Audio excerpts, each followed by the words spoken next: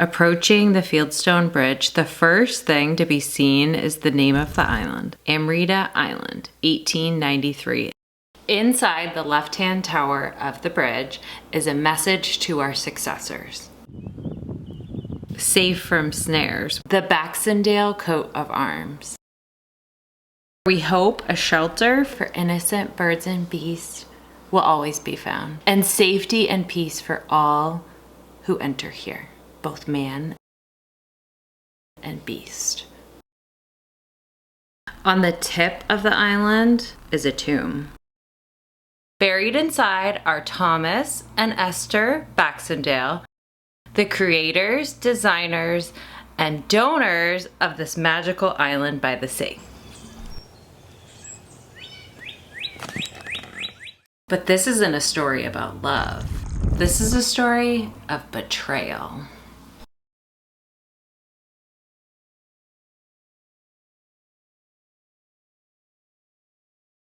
After building their fortune in the shoe business, Esther inherits many acres of farmland in Brockton. Thomas, a natural builder and designer, develops the land, becoming one of the largest owners of real estate and taxpayers in Brockton. The Baxendales undertake 3 expeditions around the world, bringing home paintings, tapestries, Persian rugs, suits of medieval armor, jewels, diamonds, and antiquities from Egypt. When they discovered Cape Cod and the little green island in Buzzards Bay, they recognized it as the place they had always wanted to live. With healing salt baths and artisanal spring water, they named this paradise Amrita Island.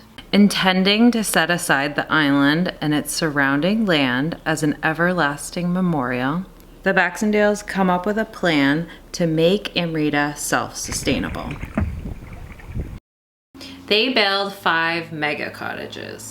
The big house they called Island Haven, where they personally resided, had a huge fireplace inlaid with seashells and rare stones. And there was a museum on Egyptian history. The 4 rented houses were furnished luxuriously, if with less personal furnishings.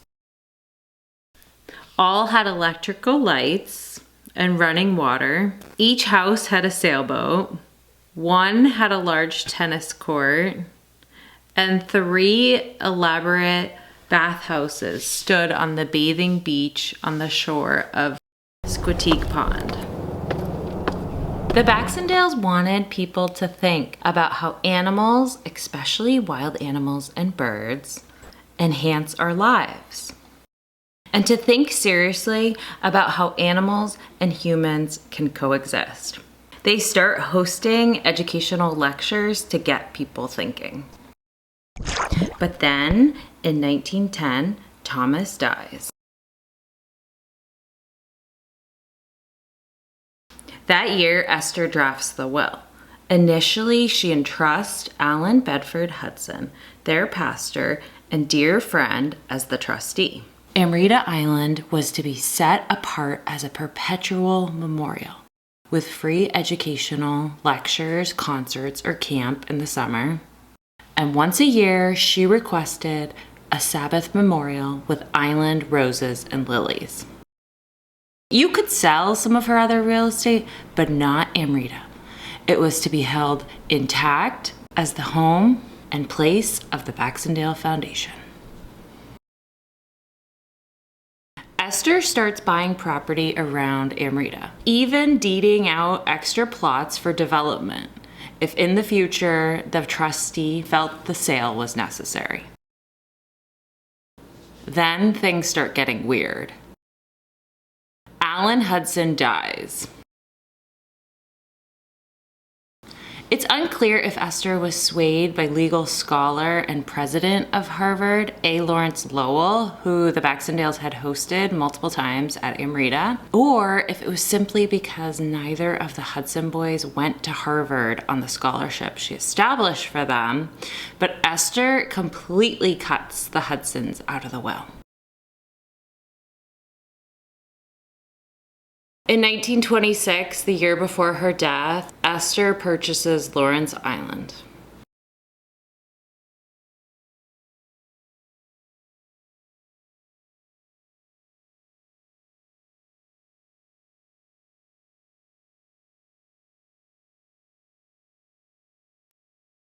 In 1927, Harvard accepts the Baxendale Trust with the influence of A. Lawrence Lowell. The most valuable assets went to Harvard, and her collection of jewels, diamonds, and antiques went to the Vivisection Investigation League. In 1931, Harvard had the estate assessed. Lowell decided Amrita was too far from Boston, and MBL wasn't a suitable fit, so Harvard was out. In 1934, Harvard donated the Baxendale Trust to the Animal Rescue League of Boston.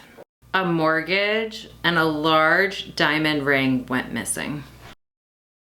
With tons of money, properties, and a president who saw Esther's vision, the Animal Rescue League started off beautifully. Educational camp runs for years on this magical island by the sea. Lectures, dining in the mansion, and housing all around the island for teachers and students alike. The Animal Rescue League understood the Baxendales' mission so clearly that in their 1944 publication of Our Four-Footed Friends, they noted, "The Baxendale Memorial Foundation is a sacred trust. The island is the resting place of the Baxendales, and failure to live up to the desires of the Baxendales, to divert it to cross purposes, would be the desecration of a tomb." In 1946, things changed. There was an advertisement in the New York Times for the sale of all of Amrita Island for $55,000. No buyers. Then, in 1951, a lawyer, Richard Johnson, drew up the subdivision of Amrita, and camp moves to rundown buildings on the mainland. But people didn't care. They loved camp, especially my dad, who still raves about it today. By 1958, the family tomb was being hawked as a barbecue pit. Eventually, all of Amrita was sold off until it became completely privatized. Bittrick, former president of the League, even tore down Castle Lamar at one point to build his own mansion.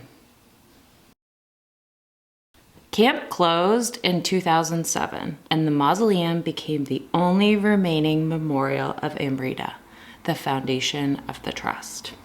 Friends of the Baxendales have been trying for years to get the attention of the Animal Rescue League, but have not been successful at engaging. We wish Animal Rescue League would go back to fulfilling the wishes of the Baxendales, or give the remaining trust to someone who will. We depend on our heartfelt prayer and the prayer of each friend assembled here with us today, that our good All-Father may bless both bridge and island to all that is highest and best in life, for all its future. Faithfully yours, as voices from the past, Thomas A. Baxendale.